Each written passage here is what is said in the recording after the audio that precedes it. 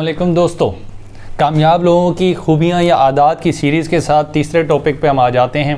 कामयाब लोग हमेशा फोकस होते हैं, उनकी सोचें और ख्यालात बिखरे हुए नहीं होते। दोस्तों, अमूमी तौर पे आप ये देखते हैं कि आप नमाज़ पे खड़े होते हैं तो मुख्तलिफ़ किस्म के ख्यालात हैं। आप किसी से बात कर रहे हैं, आधी बात आप करते हैं, आधी आपको भूल जाती है, क्योंकि आप फोकस नहीं होते।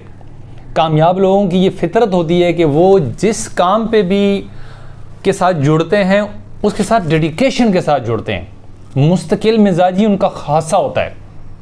डिसिप्लिन उनकी लाइफ में ऐसा होता है कि सुबह उठना, रात सोना, इस दौरान जितनी भी वो मामलात ज़िंदगी वो बड़ा फोकस होके करते हैं।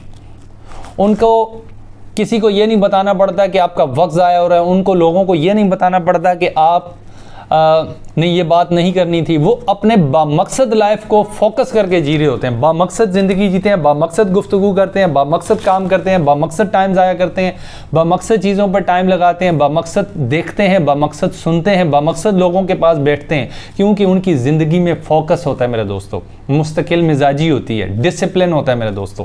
जिस आदमी को भी ज़िंदगी में कामयाबियाँ चाहिए उसको अपनी लाइफ में फ़ोकस होना पड़ता है मेरे दोस्तों।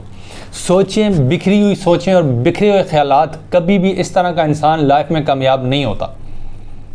आपको अगर कामयाब होना है तो अपनी ख्यालात को बिखरने ना दें।